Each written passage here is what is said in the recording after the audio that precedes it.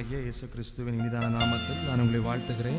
எல்லாரும் ஒரு விஷயம் எழுந்து நிற்போம். எழுந்து நின்று பரிசுத்த ஆவியானவரை நாம் வரவேற்க போகிறோம். ஆண்டவரே எங்களோடு பேசும் என்று கேட்க போறீங்க. எல்லாரும் வாய்களை திறந்து அப்படி கேளுங்க பார்க்கலாம். கண்களை மூடி ஒரு சில நிமிடங்கள் ஜெப சிந்தையோடு பரிசுத்த ஆவியானவரே நீர் எங்களோடு பேசும் சொல்லுங்க. எல்லாரும் வாய்களை திறந்து சொல்லுங்க. பரிசுத்த ஆவியானவரே நீர் எங்களோடு பேசும். அந்த சின்ன சாமுவேல் ஆண்டவரே நீர் சொல்லும் அடியேன் கேட்கிறேன் என்று சொன்னது போல நீங்க இப்ப சொல்ல போறீங்க. ஆண்டவரே நீர் சொல்லும் ஆண்டவரே நாங்கள் கேட்கிறோம். எங்களுக்கு பிரயோஜனமானவைகளை போதிக்கிறவரே நீங்க சொல்லு நாங்கள் கேட்கிறோம் என்று சொல்லுங்க. எல்லாரும் அப்படி ஒரு விசை கண்களை மூடி ஜெப சிந்தையோடு தேவ சமூகத்தை நாம் நோக்கி பார்ப்போம். இந்த நேரத்திலே கர்த்தருடைய தொடுதலை நாம் உணரப் போகிறோம். இந்த நேரத்திலே கர்த்தருடைய மகிமையின் பிரசன்னத்தை நாம் அனுபவிக்க போகிறோம். இந்த நேரத்திலே கர்த்தருடைய அளவில்லாத மகிமை நமக்குள்ளே ஊற்றப்படும்படி நமக்குள்ளே இருந்து கிரியை செய்யும்படி ஆண்டவரே எங்கள் மத்தியிலே வாரும் என்று நாம் கூப்பிடுவோமா? ஹல்லேலூயா. வாய்களை திறந்து ஆவியானவர் எங்களோடு வாரும் ஆண்டவரே, எங்களோடு பேசும் ஆண்டவரே. அன்று மேல் வீட்டு அறையினில் இறங்கின வல்லமை இந்த ஆலயத்தில் எங்களுக்குள்ளே இப்பொழுது இறங்கி வரட்டும் ஆண்டவரே. அன்று சாலமோன் ஆலயத்திலே கர்த்தருடைய மகிமை இறங்கினது போல எங்களுக்குள்ள மகிமை இறங்கி வரட்டும் என்று கேளுங்க. வாய்களை திறந்து தேவ சமூகத்தை நாம் நோக்கி பார்க்கலாம். ஹல்லேலூயா, ஹல்லேலூயா. ஆண்டவர் நீர் சொல்லும் அடியேன் கேட்கிறேன் என்று சொல்லுங்க. நீர் சொல்லும் ஆண்டவரே நாங்கள் கேட்கிறோம். ஆண்டவரே நாங்கள் உம்முடைய சத்தத்தை கேட்க விரும்புகிறோம் ஆண்டவரே. உம்முடைய சத்தத்தை நாங்கள் கேட்க விரும்புகிறோம் ஆண்டவரே. மனுஷனுடைய சத்தத்தை நாங்கள் கேட்க விரும்பவில்லை ஆண்டவரே. நாங்கள் பழகி போன சத்தத்தை நாங்கள் கேட்க விரும்பவில்லை ஆண்டவரே. உம்முடைய மெல்லிய சத்தத்தை நாங்கள் கேட்க விரும்புகிறோம் ஆண்டவரே. உம்முடைய வார்த்தை ஜீவன் உள்ளது. உம்முடைய வார்த்தை எங்களை உயிர்ப்பிக்க வேண்டியது ஆண்டவரே. உம்முடைய வார்த்தை வல்லமை நிறைந்தது ஆண்டவரே. உம்முடைய சமூகம் எங்களை தேற்றுகிறது ஆண்டவரே. உம்முடைய வார்த்தை அதிசயங்கள் நிறைந்தது ஆண்டவரே. அந்த அதிசயம் நிறைந்த வார்த்தையை நாங்கள் கேட்க விரும்புகிறோம் ஆண்டவரே. எங்கள் உயிர்ப்பிக்க விரும்புகிற வார்த்தைகள் கேட்க விரும்புகிறோம் ஆண்டவரே. எங்களோடு பேசும் நாம் கேட்போமா? ஹல்லேலூயா, ஹல்லேலூயா, ஹல்லேலூயா. ஆவியானவரே அன்பின் ஆவியானவரே கூப்பிடுங்க. ஆவியானவரே எங்களோடு வாரும் ஆண்டவரே. எங்களோடு பேசும் ஆண்டவரே. இப்போ வாரும் எங்கள் மத்தியில் இறங்கி வாரும். எங்கள் மத்தியிலே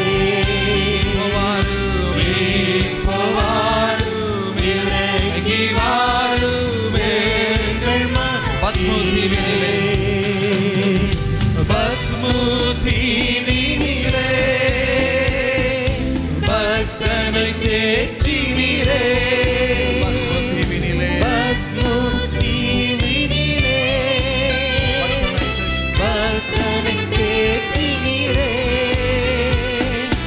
என்னையும் தேற்றி ஆற்றவாரும் இந்த வேளையிலே. அல்லேலூயா. என்னையும் தேற்றி ஆற்றவாரும் இந்த வேளையிலே. ஆவியானவரே அன்பின் ஆவியானவரே ஆவியானவரே இப்போ வாரும் இறங்கி வாரும் எங்கள் மத்தியிலே. இப்போ வாரும் இயேசுவே. இப்போ வாரும் இறங்கி வாரும் எங்கள் மத்தியிலே.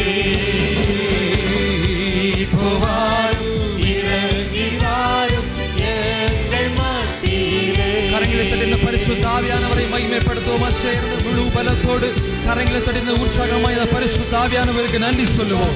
நம்மத்தில் அசைவாடி கொண்டிருக்கிற தேவ ஆவியானவருக்கு நன்றி சொல்லுவோம். நன்றி அப்பா.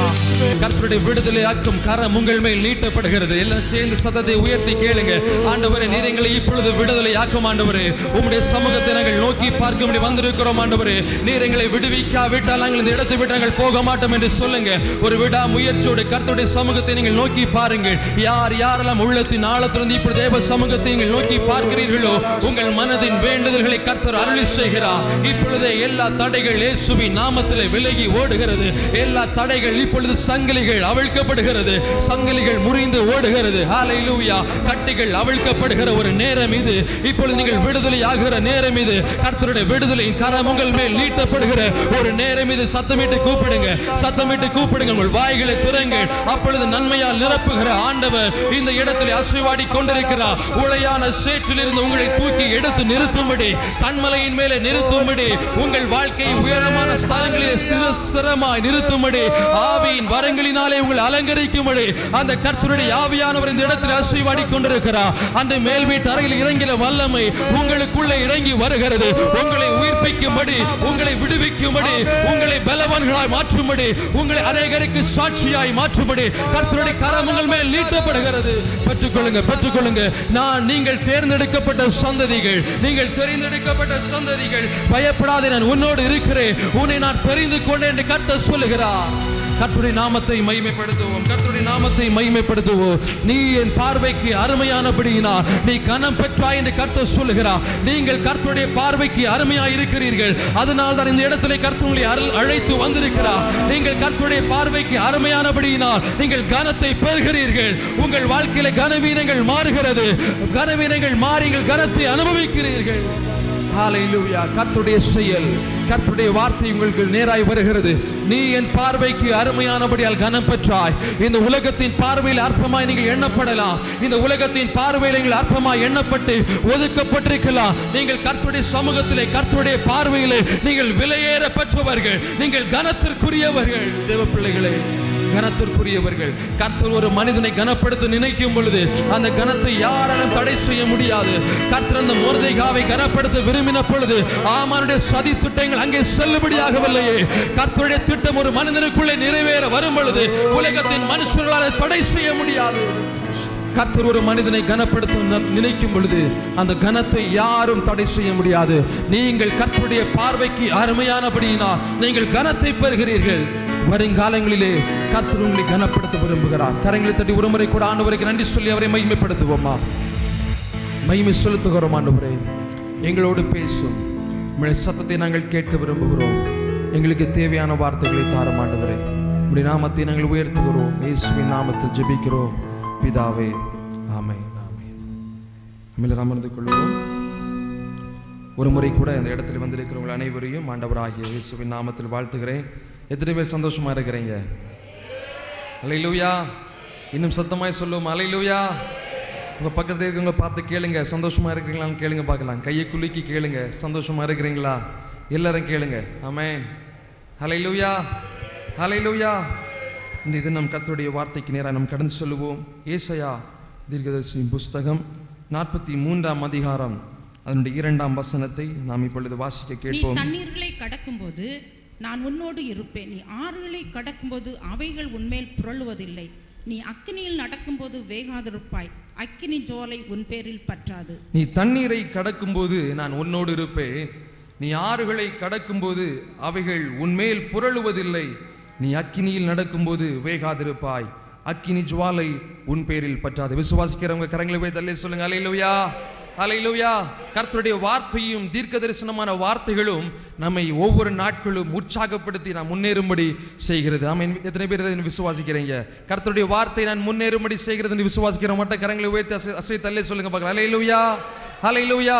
அனுதினமும் கிறிஸ்தவ வாழ்க்கை என்பது, கிறிஸ்துவை சார்ந்திருக்கிறவருடைய வாழ்க்கை என்பது சில பாடுகளின் வழியாக நடந்து போகிற ஒரு வாழ்க்கை தான். சில தோல்விகள், சில கஷ்டங்கள், சில பாடுகள் வருகிற பொழுதும் கர்த்தர் தருகிற வார்த்தையை சாதாரணமான மனிதர்களுக்கு வருகிற பாடுகளை விடவும் கிறிஸ்துவை நம்பி இருக்கிறவர்கள், கிறிஸ்துவை சார்ந்திருக்கிறவர்களுக்கு உலகத்தின் மனுஷர்களாலும் சாத்தானாலும் அதிகமான பாடுகள் வரதான் செய்கிறது. ஆனால் அவரை நம்பி இருக்கிற ஜனங்களுக்கு கர்த்தர் கொடுக்கிற வார்த்தை என்ன தெரியுமா? நீ தண்ணீர்களை கடக்கும் பொழுது, அதாவது பிரச்சனைகளை கடக்கும் போது, பாடுகளை கடக்கும் பொழுது அவைகள் உன்னை சேதப்படுத்துவதில்லை. கரங்களை தட்டி ஆண்டவருக்கு நன்றி சொல்லும். அல்லேலூயா, அல்லேலூயா. இந்த வசனத்தின் மூலமாக கர்த்தர் மறைமுகமாக நமக்கு சொல்லுகிற ஒரு காரியம் என்ன? நம்முடைய வாழ்க்கையிலே தண்ணீர்களை நீங்கள் கடக்க வேண்டியது இருக்கும். அதாவது பிரச்சனைகள், பாடுகளை நீங்கள் கடக்க வேண்டியது இருக்கும். ஆறுகளை கடக்க வேண்டியது இருக்கும். நீங்கள் அக்கினியின் வழியாய் நடந்து போக வேண்டியது இருக்கும். ஆனால் அந்த அக்கினியோ, அந்த தண்ணீரோ, அந்த ஆறுகளோ ஒன்று நம்மை சேதப்படுத்த முடியாது. அல்லே சொல்லுங்க, அல்லேலூயா, அல்லேலூயா. அந்த அக்கினியோ, அந்த பாடுகளோ, வேதனைகளோ ஒன்று நம்மை சேதப்படுத்தாது. நான் உன்னோடு கூட இருக்கிறேன் என்று சொல்லுகிறது தான் கர்த்தருடைய ஆறுதலான வார்த்தைகள். ஆமென். அல்லேலூயா, அல்லேலூயா.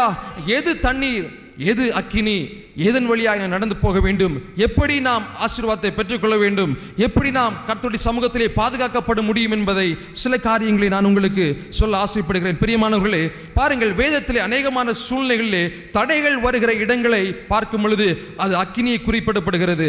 அங்கே தடைகள் எங்கே வருகிறதோ அது தண்ணீருக்கு குறிப்பிடப்பட்டு சொல்லப்படுகிறது.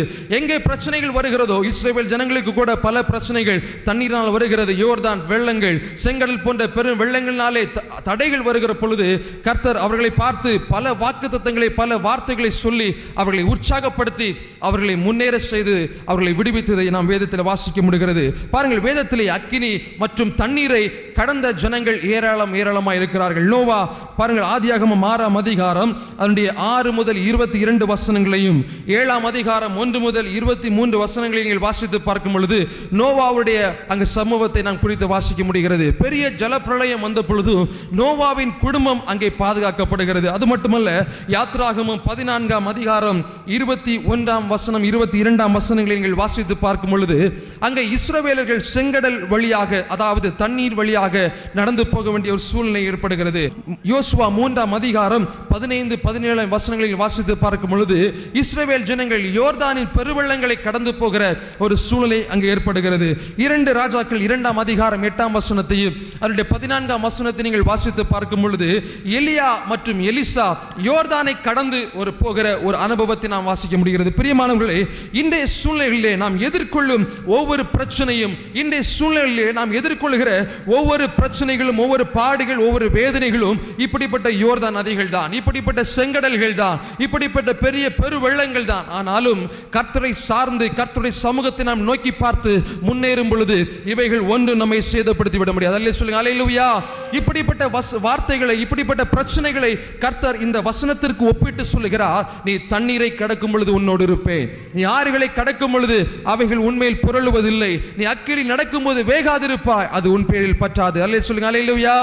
அல்லேலூயா. இந்த வசனத்தை பாடுகளுக்கும் பிரச்சனைகளுக்கும் வேதனைகளுக்கும் ஒப்பிட்டு கர்த்தர் சொல்லுகிறார். யார் யார் பிரச்சனையை மேற்கொள்ள முடியும்? யார் யார் அக்கினி வழியாய் நடந்து போக முடியும்? யார் யார் செங்கடலை கடக்க முடியும்? யார் யார் தண்ணீரை கடந்து தேவன் தந்திருக்கிற ஆசீர்வாதத்தை சுதந்திரிக்க முடியும் என்று நான் சில காரியத்தை நான் உங்களுக்கு சொல்லட்டும். பிரியமானவர்களே, யாரை அக்கினி மேற்கொள்ளாது என்று நாம் வேதத்தில் அநேக காரியங்களை நாம் வாசிக்க முடிகிறது. இஸ்ரவேல் ஜனங்கள் பாருங்கள், கர்த்தரை நம்பி இருந்த ஜனங்கள் மோசேயை வழிநடத்தி வருகிற வேளைகளிலே அங்கே பார்வோனின் சேனை அங்கே பின்தொடர்ந்து வருகிறது. எதிரே பெரிய செங்கடல் அவர்களுக்கு சவாலாய் நின்று ஆசீர்வதிக்கப்பட்ட தேசத்தை சுதந்திரிப்பதற்கு ஒரு பெரிய தடையாய் அங்கே செங்கடல் நின்றிருக்கும் பொழுது இங்கே கர்த்தர் அங்கே மோசேயை பார்த்து ஒரு கட்டளையிட்ட பொழுது மோசே கர்த்தருடைய வார்த்தைக்கு கீழ்ப்படிந்து அந்த இடத்தை செய்த பொழுது பாருங்கள், இஸ்ரவேல் ஜனங்களும் அங்கே செங்கடல் வழியாக நடந்து போகிறார்கள். பார்வோனின் சேனையும் செங்கடல் வழியாக வருகிறது. 2 பேருமே ஒரே இடத்தில் தான் நடந்து போகிறார்கள், ஒரே அனுபவத்திற்குள்ளாக தான் போறார்கள். ஆனால் இஸ்ரவேல் ஜனங்கள் வெற்றிகரமாய் கரையை கடந்து செல்லும் பொழுது பார்வோனின் சேனை அங்கே மூழ்கடிக்கப்பட்டு சாகடிக்கப்படுகிறது. பிரியமானவர்களே, 2 பேருமே ஒரே இடத்தில் நடந்து போகிறார்கள், ஒரே ஸ்தலத்திலே ஒரே இடத்தில் நடந்து போகும் பொழுது ஒரு ஜனம் கடந்து போகிறது, இன்னொரு படை அங்கே வீழ்ந்து போகிறது. காரணம் என்ன? யார் கர்த்தருடைய சமூகத்தை சார்ந்திருக்கிறோமோ, யார் கர்த்தருடைய சமூகத்தை நோக்கி பார்த்து முன்னேறுகிறோமோ அந்த ஜனங்கள் தேவன் தந்திருக்கிற ஆசீர்வாதங்களை சுதந்திரிப்பார்கள்.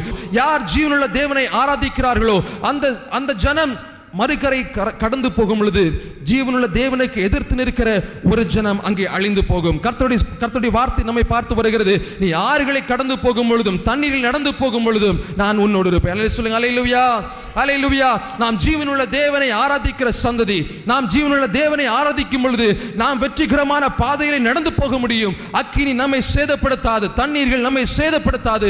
உலகத்தின் ஜனங்கள் நம்மை பரியாசம் பண்ணி கொண்டிருக்கிறவர்கள், நம்மை நிந்தித்தவர்கள், நம்மை எதிர்த்து வருகிறவர்கள் அங்கே தேவனுடைய சமூகத்தில் அழிந்து போவார்கள் என்பதை இந்த வேதம் நமக்கு தெளிவாக காண்பிக்கிறது. பிரியமானவர்களை பாருங்கள், தேவ சமூகத்தை யார் நம்பி இருக்கிறார்களோ, தேவ சமூகத்தை யார் நோக்கி பார்க்கிறார்களோ அவர்களுக்கு உரியதுதான் இந்த வாக்குத்தத்தம். எந்த வார்த்தை?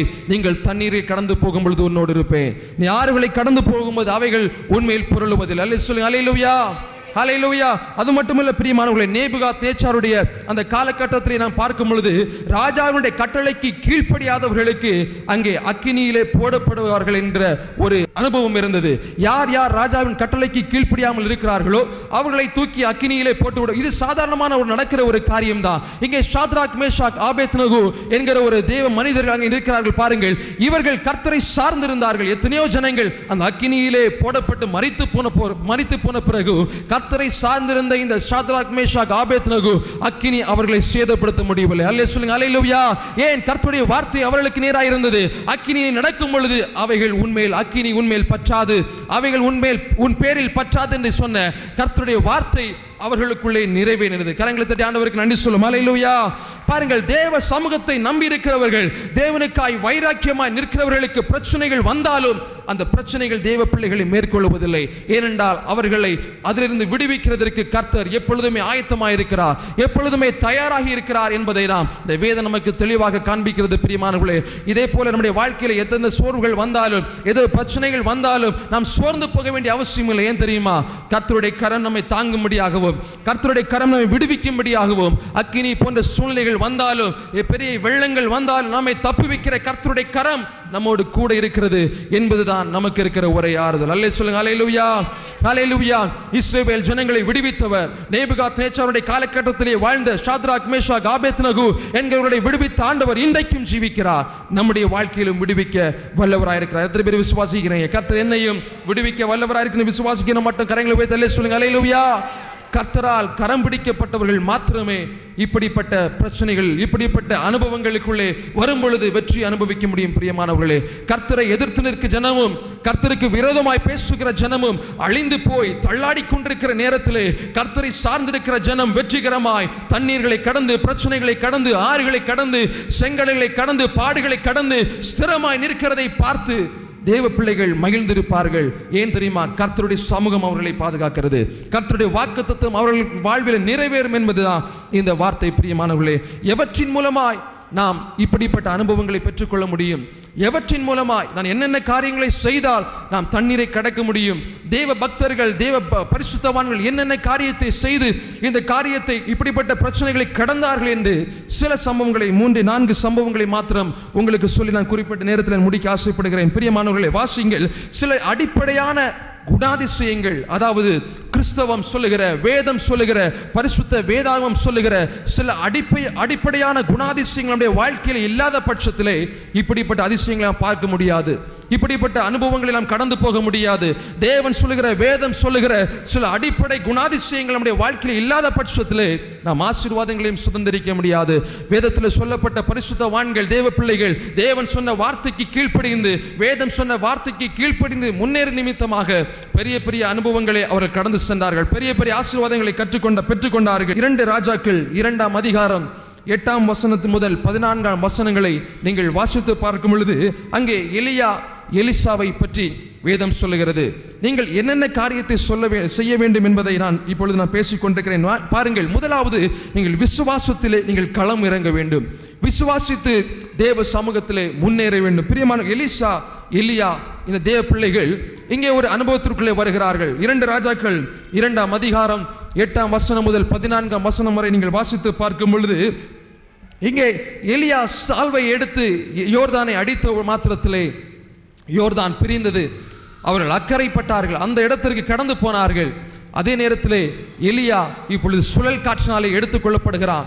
எலியாவை பின்பற்றி வந்த எலிசாவிற்கு ஒன்றும் புரியாத நிலைமையிலே தள்ளப்பட்டிருக்கலாம். இவ்வளவு நாட்கள் எலியாவை போல எலிசா ஒரு பெரிய தீர்க்கதரிசி கிடையாது. எலியாவை போல எலிசா பெரிய பெரிய அற்புதங்களை செய்த அனுபவம் கிடையாது. எலியாவிற்கு ஒரு சாதாரணமான ஒரு வேலைக்காரனாய் இந்த எலிசா இப்பொழுது தனித்து விடப்பட்டிருக்கிறார். தனித்து விடப்பட்ட சூழ்நிலையிலே எலிசா ஆண்டவரை பார்த்து கேட்கவில்லை, ஆண்டவரே நான் எப்படி இதை செய்ய முடியும்? எலிசா ஆண்டவரை பார்த்து எலியாவோடு கூட இருந்து அநேக அற்புதங்களை பார்த்த எலிசா தேவனை பார்த்து கேள்வி கேட்டுக் கொண்டிருக்கவில்லை. மாறாக தன்னுடைய தலைவன் செய்த அதே செயலை விசுவாசத்தோடு செய்த நிமித்தமாக அங்கே யோர்தான் பிரிந்தது. அல்லேலூயா சொல்லுங்க, அல்லேலூயா. எலியாவின் தேவன் எங்கே என்று சொல்லி சால்வை எடுத்து அடித்தவுடனே யோர்தான் இரண்டாக பிரிந்தது. பிரியமானவர்களே, நாம் அநேக வேதத்திலே வாசிக்கும் பொழுது அநேகமான இடங்களிலே பரிசுத்தவான்களுடைய அனுபவங்களை நாம் வாசிக்கிறோம். பரிசுத்தவான்கள் செய்த அநேகமான காரியங்களை நாம் வாசிக்கிறோம். விசுவாசத்தினாலே முன்னேறினதை வாசிக்கிறோம். ஆனால் எலிசாவை போல நாம் விசுவாசத்திலே உறுதியாய் நின்று களமிறங்குவதிலே நாம் தயாராக இருக்கவில்லை. எலிசாவை போல முன்னேறி சென்று நாம் கர்த்தருடைய வார்த்தையை நம்பி விசுவாசித்து நாம் அறிக்கையிடுகிறதிலேயும் செய்கிறதிலேயும் நம்முடைய விசுவாசம் குறைந்து போகிறது. அதுதான் வெற்றியை பெற்றுக்கொள்ள முடியாமல் போகிறதற்கு ஒரு காரணமாக அமைந்து விடுகிறது. வேதத்திலே பரிசுத்தவான்களுடைய வாழ்க்கை சரித்திரங்களை வாசிக்கிறது மட்டுமல்ல, அவர்கள் செய்த அனுபவங்கள், அவர்கள் செய்த காரியங்களை விசுவாசித்து அதே போல நாமும் செய்ய முடியும் என்கிற ஒரு நம்பிக்கை நமக்குள்ளே இருந்து நீங்கள் விசுவாசித்து செய்வீர்களேயானால் உங்களுக்கு எதிராக இருக்கிற தண்ணீர்கள் பிரிந்து ஓடும். கரங்களை தட்டி ஆண்டவருக்கு நன்றி சொல்லுங்க. அல்லேலூயா. உங்களுக்கு எதிராக இருக்கிற யோர்தானின் பெரு வெள்ளங்கள், பயமுறுத்தி கொண்டிருக்கிற பிரச்சனைகள் மறைந்து போகும் என்பதிலே சந்தேகமில்லை. எலிசாவை போல, எலியாவை பின்பற்றி வந்த எலிசாவை போல, எலியா செய்த எல்லா காரியங்களையும் பார்த்து அனுபவித்து இந்த எலிசா அந்த நாட்களிலே செய்தது போல நாமும் செய்ய தவறக்கூடாது. பிரியமானவர்களே, வேதத்தில் சொல்லப்பட்டது போல விசுவாசிக்கிறவனுக்கு தான் எல்லாம் கூடும். விசுவாசிக்கிறவன் தான் தண்ணீருக்கு மேலாக நடக்க முடியும். விசுவாசிக்கிறவன் தான் ஆறுகளை கடக்க முடியும். விசுவாசிக்கிறவன் தான் கர்த்தருடைய சமூகத்திலே திடமாய் நிற்க முடியும். விசுவாசிக்கிறவனை அக்கினி சேதப்படுத்தவும் முடியாது. இரண்டாவதாக பாருங்கள், ஒரு கீழ்ப்படிதலான அனுபவம் வேண்டும். இங்கே இஸ்ரவேல் ஜனங்கள் எகிப்தை விட்டு வந்து கொண்டிருக்கும் பொழுது கர்த்தர் மோசேயை பார்த்து ஒரு கட்டளை கொடுக்கிறார். அதை யாத்திராகமம் 14ஆம் அதிகாரம் 16ஆம் வசனத்தை நாம் இப்பொழுது வாசிக்க கேட்போம். நீ உன் கோலை ஓங்கி உன் கையை சமுத்திரத்தின் மேல் நீட்டி சமுத்திரத்தை பிளந்து விடு. அப்பொழுது இஸ்ரவேல் புத்திரர் சமுத்திரத்தின் நடுவாக வெட்டாந்தரையிலே நடந்து போவார்கள்.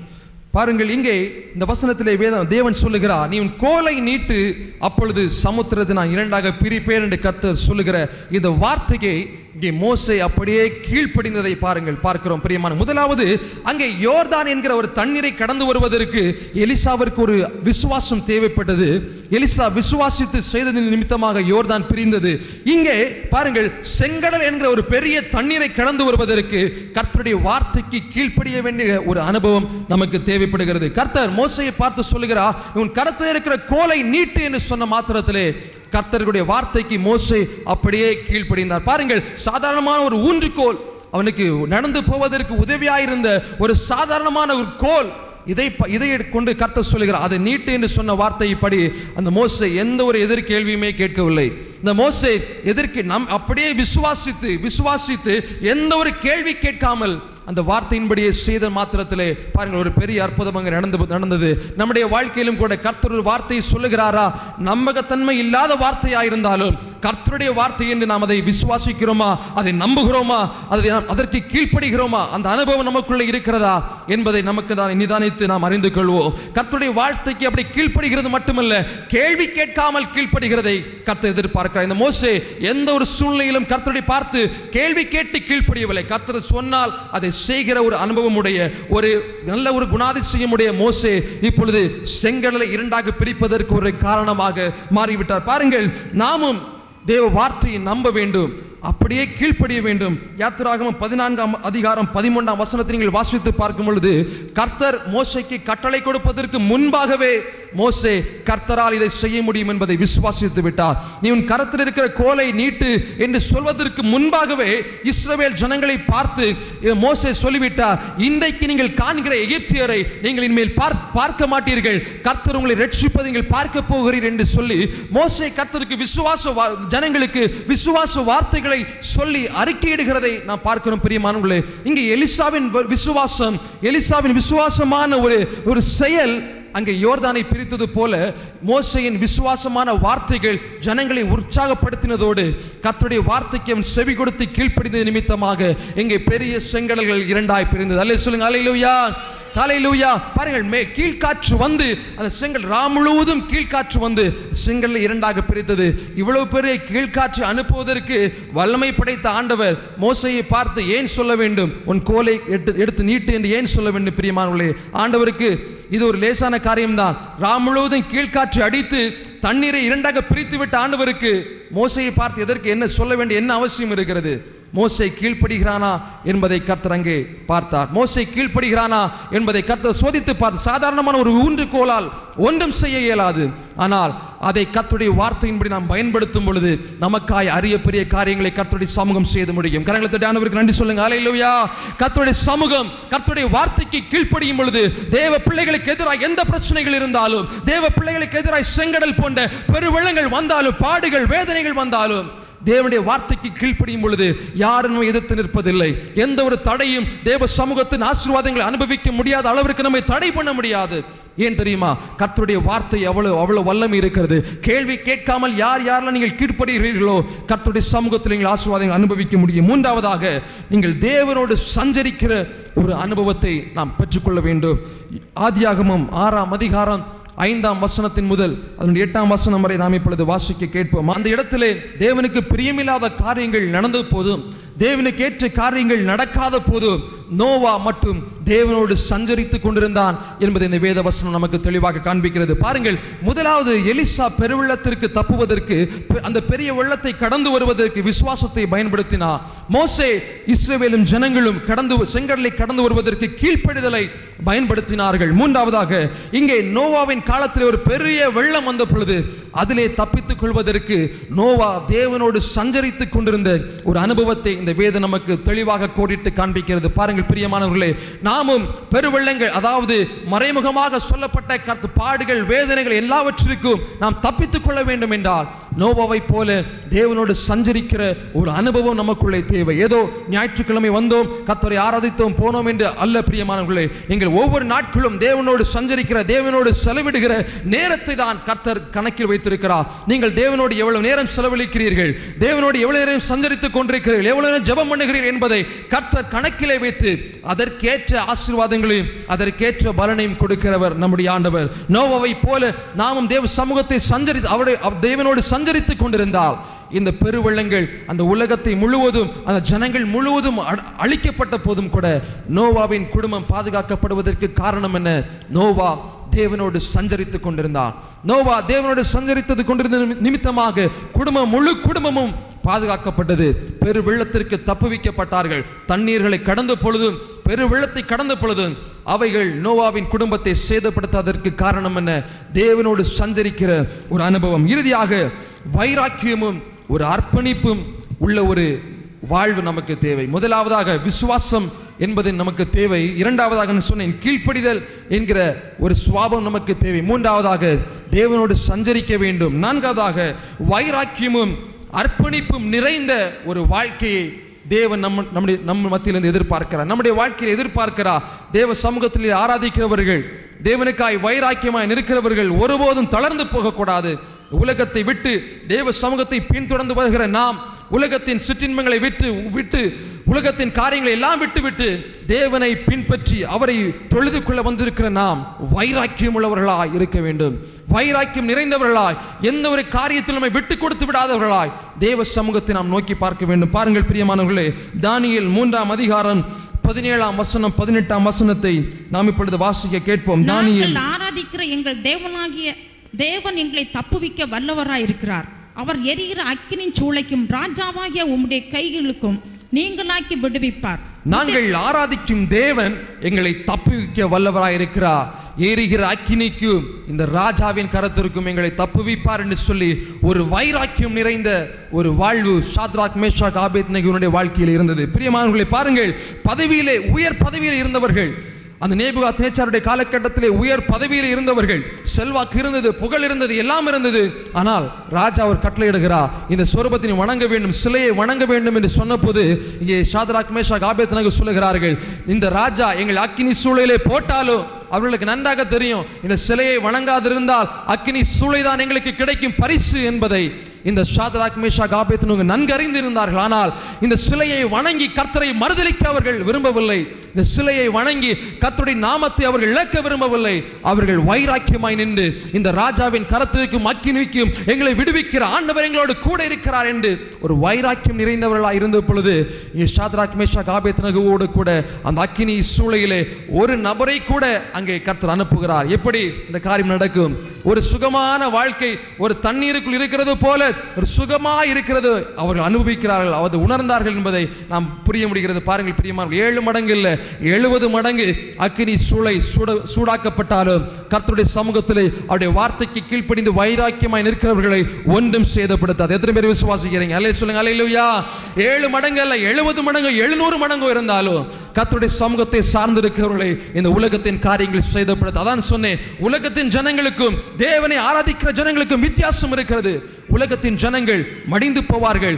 அன்று நேபுகாத்நேச்சாருடைய காலகட்டத்திலே வாழ்ந்த இதே போல் அக்கினியிலே போடப்பட்ட ஜனங்கள் மரித்து போனார்கள். பார்வோனின் சேனை செங்கடலிலே அமிழ்ந்து போனது. கர்த்தரை நம்பியிருந்த ஜனங்கள், கர்த்தரை ஆராதித்த ஜனங்கள், கர்த்தருடைய சமூகத்தை சார்ந்திருந்த ஜனங்கள், வைராக்கியமாய் முன்னேறி வந்த ஜனங்கள் ஒருபோதும் அழிந்து போகவில்லை. வெற்றிகரமாய் அவர்கள் வாழ்ந்து சுகித்திருந்தார்கள். காரணம் என்ன?